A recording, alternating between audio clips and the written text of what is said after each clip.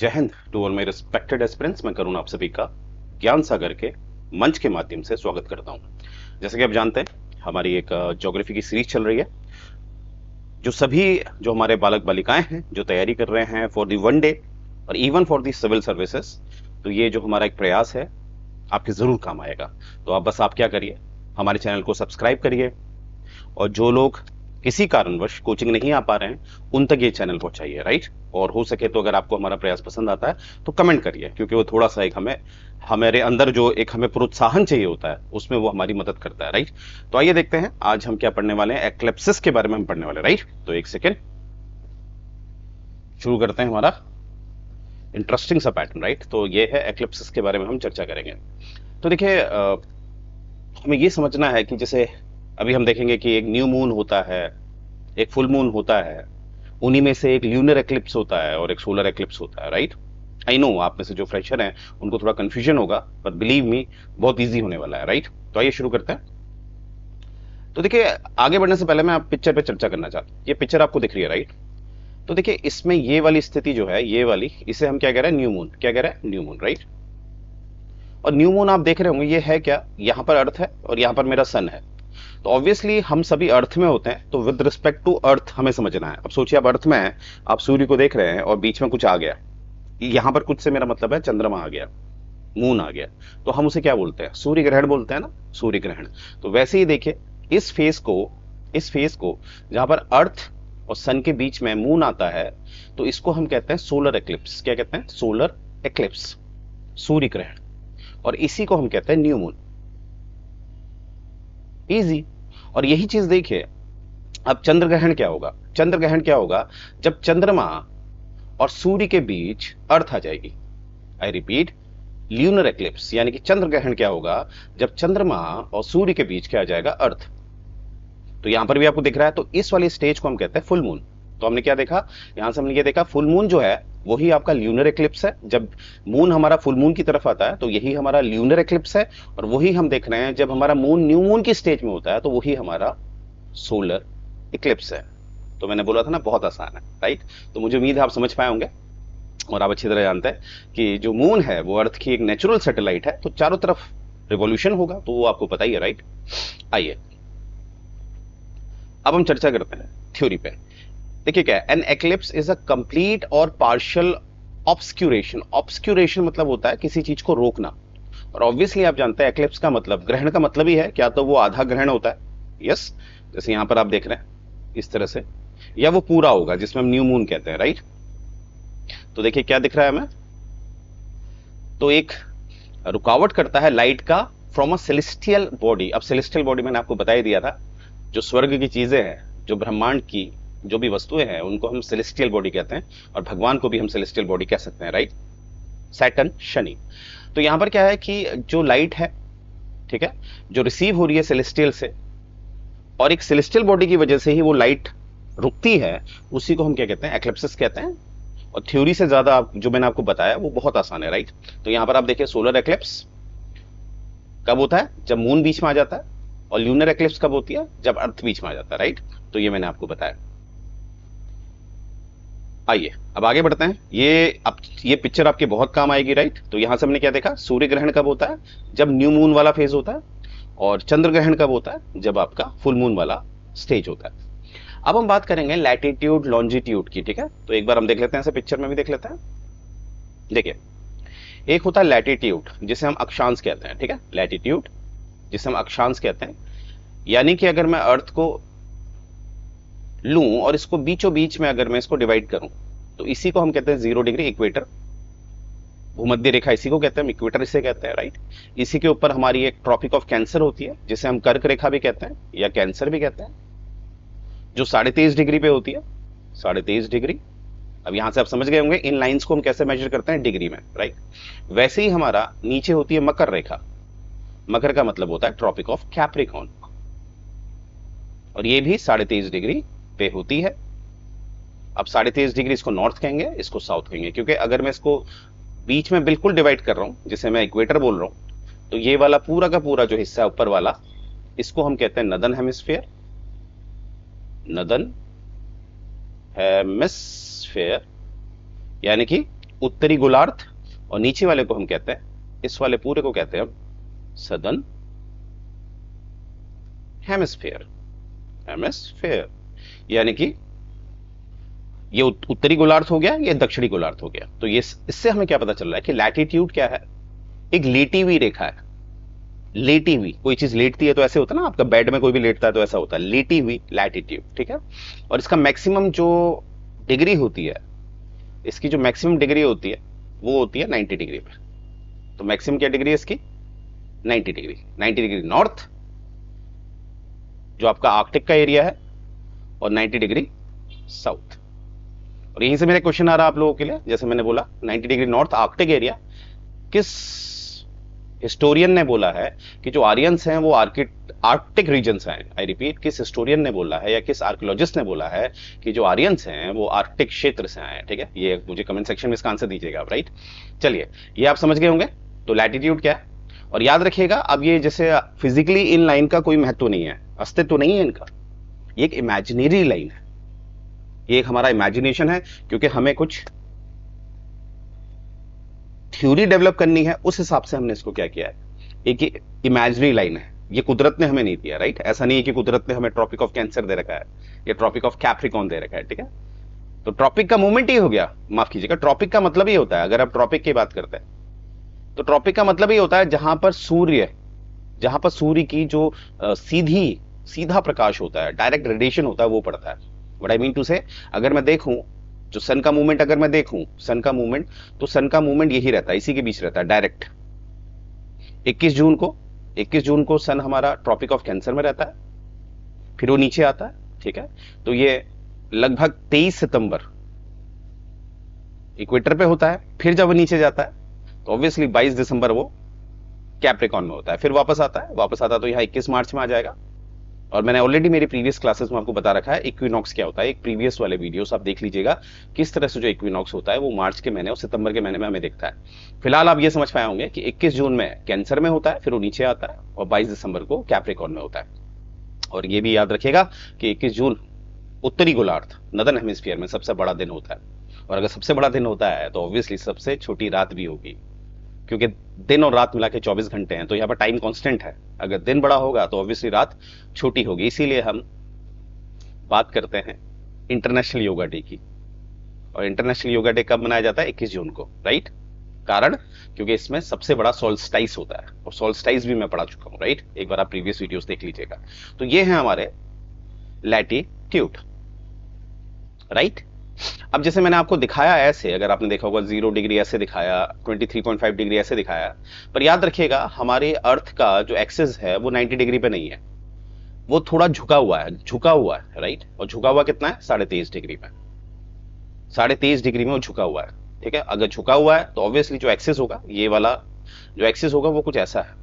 और प्लेन में अगर मैं उसका एंगल निकालूं, किसी प्लेन सरफेस पे मैं इसका एंगल निकालूं, तो ये एंगल आएगा 66.5, क्योंकि 66.5 और झुकाव कितना है 23.5, अगर आप इसे जोड़ते हैं कितना आता है, 6 4 10 6 3 9, 90 डिग्री। और हमेशा 90 डिग्री ये सीधा होता है ना, किसी भी प्लेन सरफेस पे 90 डिग्री क्या होता है, परपेंडिकुलर होता है। तो इसीलिए मैंने कहा आपसे, कभी भी आप लिखते हैं, कभी आपको लिखने को आए तो याद रखिएगा कि 66.5 डिग्री का एंगल है, और झुकाव कितना है, 23.5 डिग्री का। तो आप दोनों का इस्तेमाल कर सकते हैं, एंगल है 66.5 डिग्री का, और जो झुकाव है वो है 23.5 डिग्री का, 23.5। इस बात का ध्यान दीजिएगा। इसलिए मैंने बोला है कि ये मैंने आपको स्ट्रेट दिखा रखा है, पर ऐसा नहीं है, वो 23.5 डिग्री में झुका हुआ है, तो मैं कुछ इस तरह से अर्थ को बनाऊंगा, ठीक है, कुछ झुकी हुई है अर्थ।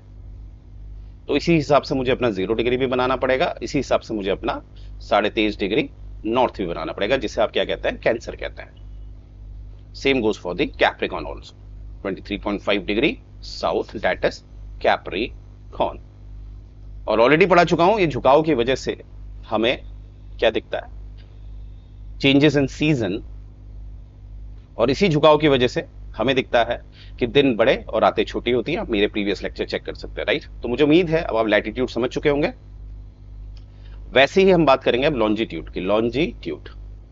लॉन्जिट्यूड को हम देशांतर कहते हैं, हिंदी में हम देशांतर कहते हैं इसे।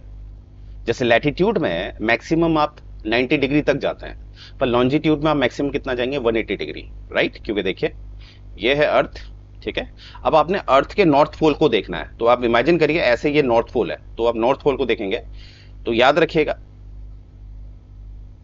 मैं ऊपर से देख रहा हूं, मैं नॉर्थ पोल से, ये पॉइंट मेरा क्या है, ये एक्स पॉइंट क्या है मेरा, नॉर्थ पोल है, नॉर्थ पोल, या ये साउथ पोल भी हो सकता है। आई रिपीट, यहां लिख देते हैं, या तो ये नॉर्थ पोल हो सकता है या ये साउथ पोल हो सकता है। साउथ पोल कौन सा, ये जो मेरा एक्स पॉइंट है, ठीक है। येलो वाला क्या है मेरा, एक्स पॉइंट, ये वाला। तो आप ध्यान दीजिएगा, ये इसे आप जब देखेंगे ऊपर से तो आपको ये सीधी रेखा क्या दिखने वाली है, क्योंकि ये 90, ये पूरा 90 डिग्री हो गया, ये पूरा 90 डिग्री हो गया, तो टोटल कितना हो गया ये हो गया आपका 180 डिग्री। तो मैक्सिमम लॉन्जिट्यूड कितना जाता है, 180 डिग्री। अब देखिए ऊपर से आप देख रहे हैं, नॉर्थ एंड साउथ तो होगा नहीं, ऊपर से हमारा क्या होता है, ईस्ट या वेस्ट, तो 180 डिग्री ईस्ट होगा या वैसे ही 180 डिग्री वेस्ट। तो हमने क्या सीखा, हमने ये सीखा कि हमारा अगर लैटिट्यूड की बात की जाए, लैटिट्यूड की बात की जाए जिससे आप अक्षांश कहते हैं, उसमें हमारा नॉर्थ और साउथ होता है, और मैक्सिमम जो होता है वो 0 डिग्री से लेकर 90 डिग्री होता है। वैसे ही लॉन्जिट्यूड में हमने क्या देखा, लॉन्जिट्यूड में हमने देखा कि हमारा ईस्ट वेस्ट होता है, और मैक्सिमम कितना होता है, 0 डिग्री से 180 डिग्री, राइट। तो आप समझ पाए होंगे मैं क्या कह रहा हूं, देखने का एंगल याद रखिएगा। ओके, अब हमें लॉन्जिट्यूड में एक बात और समझनी है, जैसे मैंने लैटिट्यूड में आपको ट्रॉपिक ऑफ कैंसर दिखाया, ट्रॉपिक ऑफ कैप्रिकॉर्न दिखाया, राइट, जो एक इमेजिनरी लाइन हम मानते हैं, वैसे ही लॉन्जिट्यूड में भी होता है, ठीक। तो लॉन्जिट्यूड में आपकी एक 0 डिग्री होती है, 0 डिग्री लॉन्जिट्यूड होता है जिसे हम जीएमटी कहते हैं, ग्रीनविच मीन टाइम। ग्रीनविच जो जगह है वो लंदन के करीब है, और कहीं ना कहीं एक समय आप जानते ही हैं जब इंपीरियलिज्म होता था, उस समय हेजिमनी जो थी वो यूके की थी, इसीलिए 0 डिग्री में हमें क्या दिखता है, लंदन का जिक्र हमें दिखता है, क्योंकि ग्रीनविच जो है लंदन के करीब है। तो आप में से अगर कोई पूछना चाहता है कि 0 डिग्री लंदन से ही क्यों लिया गया है, यानी कि लंदन के पास ग्रीनविच से ही क्यों लिया गया है, तो इसका आंसर है पॉलिटिकल डोमिनेशन। एक समय हेजिमनी थी इनकी, राइट। आप जानते हैं 70% दुनिया उस समय की किसके अंदर थी, यूके। तो 0 डिग्री ये है आपका जीएमटी, और 180 डिग्री जिसे हम इंटरनेशनल डेट लाइन कहते हैं, इंटरनेशनल डेट लाइन। देखिए एक सिंपल सी बात है, यहीं पर मैं आपको बता देता हूं। आपने सुना होगा कि जब आप जो 0 डिग्री है जिसे मैं जीएमटी कह रहा हूं, जब आप इसको क्रॉस करते हैं, टेक एन एग्जांपल, ये 0 डिग्री लाइन है, आप इसे क्रॉस कर रहे हैं, ये वेस्ट है ये ईस्ट है, आप इसे जब वेस्ट से ईस्ट क्रॉस कर रहे हैं तो आपका जो समय है या तो बचता है या वो नहीं बचता है। वैसे ही आप ईस्ट टू वेस्ट करते हैं तो समय या तो आप गेन करेंगे या लॉस करेंगे, ठीक है। वैसे ही हमारा, अगर मैं 180 डिग्री इंटरनेशनल डेट लाइन की बात करूं तो उसमें भी यही है आपका, अगर आप वेस्ट से ईस्ट जाते हैं तो पूरा दिन का फर्क हो जाता है, और वैसे ही आप ईस्ट से वेस्ट को आते हैं तो आपका दिन का फर्क होता है। अब क्वेश्चन है कि सर ये कैसे पता चलेगा, कि हमें अगर पूछा जाएगा, क्वेश्चन आते हैं कि इंटरनेशनल डेट लाइन को अगर आप वेस्ट से ईस्ट क्रॉस कर रहे हैं या ईस्ट से वेस्ट क्रॉस कर रहे हैं तो आपका दिन बचेगा या नहीं बचेगा, राइट। तो इसका एक सिंपल सा है, मैं आपको बताता हूं।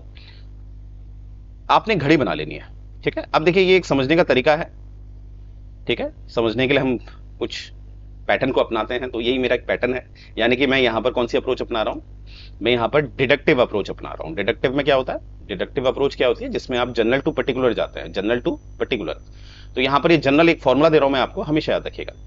यहां पर 12 मान लीजिएगा, ठीक है, ये 12 है, और इसको आप मान लीजिएगा 12 AM, ठीक है, और इसको मान लीजिएगा 12 PM, क्योंकि मैं पूरे 24 घंटे का बना रहा हूं, ठीक है।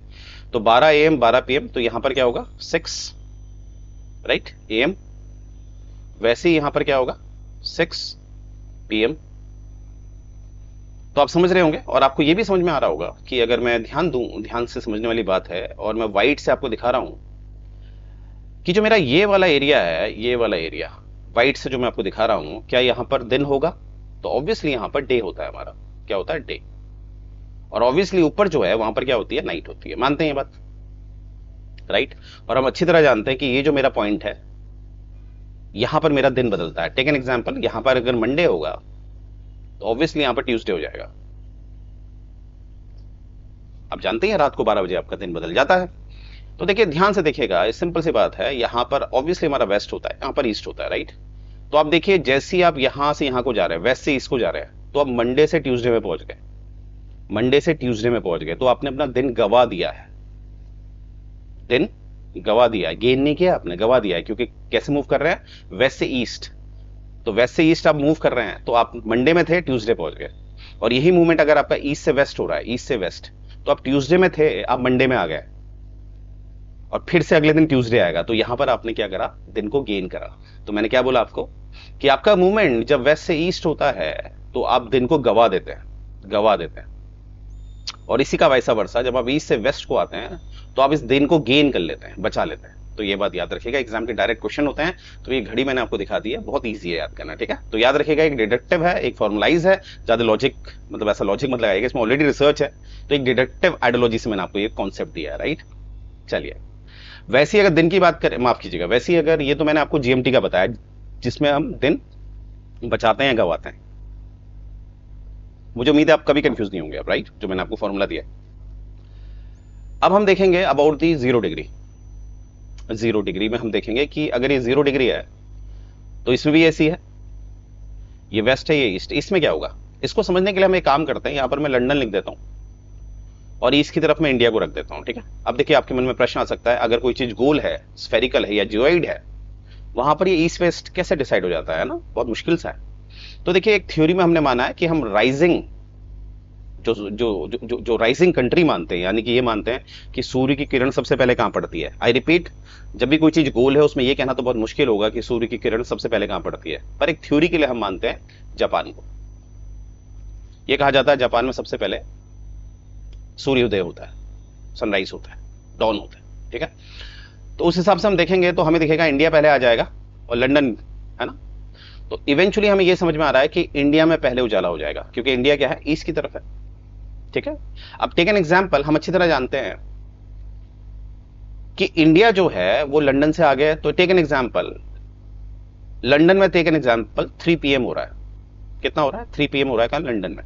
और हम जानते हैं कि इंडिया ज्यादा ईस्ट की तरफ है, किससे, लंदन से। तो यहां पर ऑब्वियसली क्या टाइम होगा, टाइम यहां पर क्या होगा, टाइम यहां पर होगा ग्रेटर देन 3 PM, क्योंकि इंडिया आगे है ना, यहां पर जल्दी सुबह हो जा रही है। तो ऑब्वियसली इंडिया में टाइम क्या हो सकता है, 8 हो सकता है, 8:30 हो सकता है, वगैरह वगैरह। अभी आपको ये भी पता चल जाएगा एग्जैक्टली क्या टाइम है। तो इतना तो श्योर है कि इंडिया में आगे टाइम होगा, यानी कि 8 PM होगा। तो आप सोचिए, ये आपको समझ में आ गया है कि आपका जो वेस्ट है, वेस्ट में कंपैरेटिवली ईस्ट के टाइम पीछे होता है, ये हमें समझ में आ गया। तो यहां पर एक वेस्ट पॉइंट लिख रहा हूं, एक ईस्ट लिख रहा हूं, और एक एग्जांपल बना रहा हूं। जैसे यहां पर हो रहा है 1500 यानी कि 3 PM हो रहा है, और यहां पर ऑब्वियसली मैं लेके चल रहा हूं कि यहां पर हो रहा है 1800 यानी कि 6 PM हो रहा है, ठीक है। अब देखिए आप क्या होगा, अगर आप यहां से यहां मूव करेंगे तो समय बचाएंगे, गवाएंगे। टेक एन एग्जांपल, हम एक फ्लाइट लेते हैं, एक फ्लाइट है जो 2 घंटे लेती है, जो 2 आवर्स लेती है वेस्ट से ईस्ट पहुंचने में, वेस्ट से ईस्ट पहुंचने में। तो मैं 3 बजे की फ्लाइट में बैठा हूं शाम को, 1500 मतलब शाम का 3 PM, और तो मेरी 2 घंटे की फ्लाइट है। तो मेरे हिसाब से मैं ये ईस्ट वाले पॉइंट में मुझे पहुंचना चाहिए, 2 घंटे की फ्लाइट है, तो 1700 पे, 1700 मतलब 5 PM, शाम के 5 बजे। पर इवेंचुअली मुझे दिखेगा अगर यहां पर 2 घंटे ऐड करेंगे तो यहां पर भी तो 2 घंटे ऐड करेंगे, तो यहां पर एग्जैक्टली टाइम क्या हो जाएगा, मेरे हिसाब से तो मुझे 5 बजे पहुंच जाना चाहिए था, 5 PM पे, पर एग्जैक्टली मैं पहुंच रहा हूं 8 PM पे। तो फिर देखिए आपने, मैंने क्या करा, टाइम गवा दिया। तो यानी कि मूवमेंट अगर वैसे ईस्ट होगा तो आई लूज माई टाइम, अपना टाइम गवा दूंगा, ठीक है। और वही सोचिए, इसका उल्टा देखिए, वही फ्लाइट समझ लीजिए 2 घंटे की फ्लाइट है, और आप आ रहे हैं ईस्ट से वेस्ट की तरफ, ईस्ट से वेस्ट की तरफ आ रहे हैं, 2 घंटे की फ्लाइट है। तो आपकी घड़ी में बज रहा है शाम का 6, तो आपकी कैलकुलेशन कहती है मैं 8 बजे पहुंच जाऊंगा, 2000 मतलब 8 बजे पहुंच जाऊंगा, 8 PM पे, 2 घंटे में। तो यहां पर 2 घंटे में जो टाइम होगा वो 1700 होगा, यानी कि 5 PM। आपके हिसाब से आपने तो 8 बजे पहुंचना चाहिए था रात के, पर आप पहुंच गए शाम के 5 PM, तो आपने गेन किया टाइम, टाइम बचा लिया। तो यानी कि जब आप मूवमेंट करते हैं ईस्ट से वेस्ट तो आप टाइम गेन करते हैं। तो आप समझ पाए होंगे कितना ईजी है, ठीक है। अच्छा, एक बात और देखिएगा कि अगर 0 डिग्री को मैं GMT कह रहा हूं, ठीक है, GMT, Greenwich mean time. Greenwich एक जगह है जो लंदन के करीब है। अब देखिए क्या होता है कि जो ये लॉन्जिट्यूड है, ये लॉन्जिट्यूड जो है ये एक सेमी सर्कल है, मतलब ये अर्थ है, देखिए ध्यान से देखें, और जो ये मेरा लॉन्जिट्यूड होते हैं ये कुछ इस तरह के होता है। ये देखिए यहां से शुरू होगा, पोल टू पोल कनेक्ट होते हैं, ये पोल टू पोल, ये नॉर्थ पोल हो गया, साउथ पोल। तो इसीलिए मैंने बोला ये एक तरह के सेमी सर्कल होते हैं। तो ये लॉन्जिट्यूड होते हैं और ये टोटल कितना होता है, टोटल कवरिंग होती है इनकी 180 degree east and 180 degree west, इसीलिए 360 डिग्री हो जाएगा, क्योंकि कोई भी स्फेरिकल बॉडी है उसका टोटल कितना होगा 360 डिग्री। ये आपको समझ में आ रहा है। और ऑब्वियसली इनके बीच का एक डिस्टेंस कॉमन होता है, और कोई भी कंट्री होती है उसकी एक टेरिटरी होती है, तो टेरिटरी ही कहीं लोकेट होगी, राइट? मानते हैं ना ये बात आप? ये अब मैं चाहता हूं जो भी मेरे लेक्चर सुन रहा है, आप लोग कभी इंडिया में जाइएगा, ये इंडिया मान लीजिए, ठीक है, इंडिया की ये और ये, इंडिया किसी दो लॉन्जिट्यूड के बीच में होगा और दो लैटिट्यूड के बीच में होगा, ठीक है।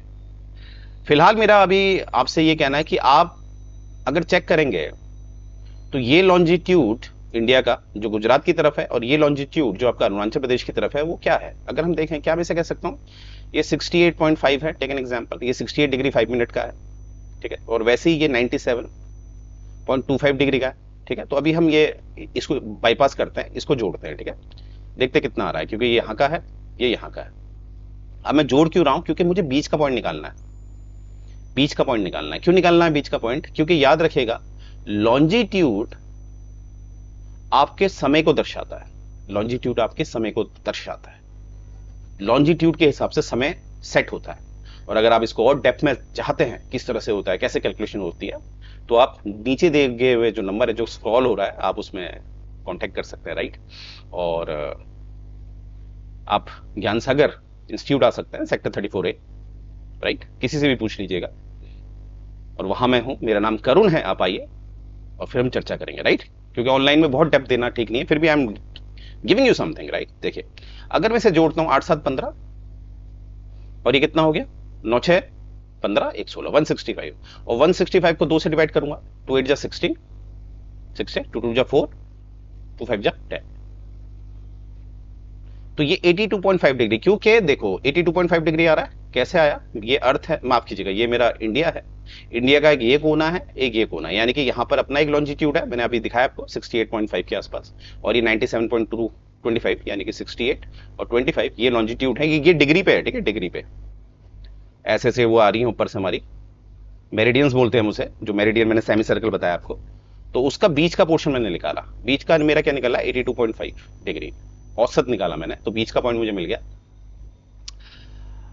अब देखिए इससे मैं क्या समझाना चाह रहा हूं, क्योंकि अगर मैं 68 को लूं और 97 को लूं, ठीक है, तो आपको समझ में आएगा लगभग 2 घंटे का डिफरेंस आएगा, 2 घंटे का। तो ऐसा तो हो नहीं सकता कि हम एक ही देश में रहते हैं और अरुणाचल प्रदेश में मान लेते हैं 5 AM 5 AM हो रहा है, तो वैसे ही गुजरात में क्या हो रहा होगा 7 AM, तो ऐसा तो नहीं चलेगा ना, टाइम तो हमें कांस्टेंट लेना पड़ेगा। तो इसीलिए हम बीच का 82.5 डिग्री को हमने इंडियन स्टैंडर्ड टाइम रखा है। आई रिपीट, 82.5 डिग्री लॉन्जिट्यूड को 82.5 डिग्री लॉन्जिट्यूड को हमने क्या रखा है, इंडियन स्टैंडर्ड टाइम, राइट? ये चीज आपको समझ में आ गई है, कैसे निकाला 82.5 एवरेज निकाल के। अच्छा, ये भी समझ में आ गया होगा आप लोग को।